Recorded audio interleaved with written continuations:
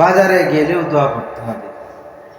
এই হাদিসটা আছে মুস্তাদরাক আলা সাহিহাইনের 201 নম্বর হাদিসের মধ্যে আছে।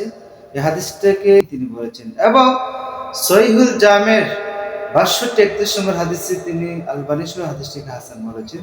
সিয়ার আলামুন নুবালার 18 নম্বর খণ্ডের 498 নম্বর পৃষ্ঠার মধ্যে এই হাদিসটাকে তিনি ইসনাদু সলিহুন গরীবুন বলেছেন। যাই হোক, হাদিসটা সহিহ, কারণ এই হাদিসের মধ্যে অনেক হাদিস কিন্তু আছে আমাদের। এই জন্য আমাদের কেমন নবী, এই দুনিয়ার মানুষ কেমন আমার এই নবী, বাজারে গেলে কি দোয়া পড়তে হবে, মাঠে ঘাটে হাটে কি দোয়া পড়তে হবে, আমার নবী আমাদেরকে শিখিয়ে গেছেন। বাথরুমে গেলে কি দোয়া পড়তে হবে, বাজারে গেলে কি দোয়া পড়তে হবে, মসজিদে ঢুকলে কি দোয়া পড়তে হবে, এই দোয়াটা আমাদের নবীজি আমাদের শিখিয়ে গেছেন। এই জন্য বান্দা বাজারে ঢুকলে একটা দোয়া পড়তে হবে।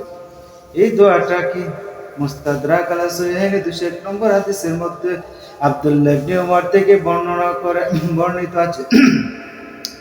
নবী করিম সাল্লাল্লাহু আলাইহি সাল্লাম বলেন, মান দাখালা সুকান, যে ব্যক্তি বাজারে প্রবেশ করবে, বা ফিহা ওয়াস্তারা, সেখানে যদি কোনো জিনিস ক্রয় করে অথবা বিক্রি করে, এরপরে ফাকালা, যদি এই দোয়াটা কেউ পড়ে, লা ইলাহা ইল্লাল্লাহ লা ইলাহা ইল্লাল্লাহ ওয়াহদাহু লা শারীকা লাহ, লাহুল মুলকু ওয়া লাহুল হামদু, ইউহয়ী ওয়া ইউমীতু ওয়া হুয়া আলা কুল্লি শাইইন কাদির।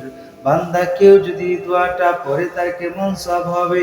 আমার নবীজি বলে গেছেন, এই দুনিয়ার মানুষ বাজারে গেলে আমাদের জন্য কত সওয়াব। নবীজি বলেন, এই দোয়াটা যদি কেউ পড়ে, কুতিবা লাহু আলফু হাসানাতিন, তার জন্য 1,00,000, তিরমিজি শরীফের 1,00,000 নেকি তার জন্য লেখা হবে।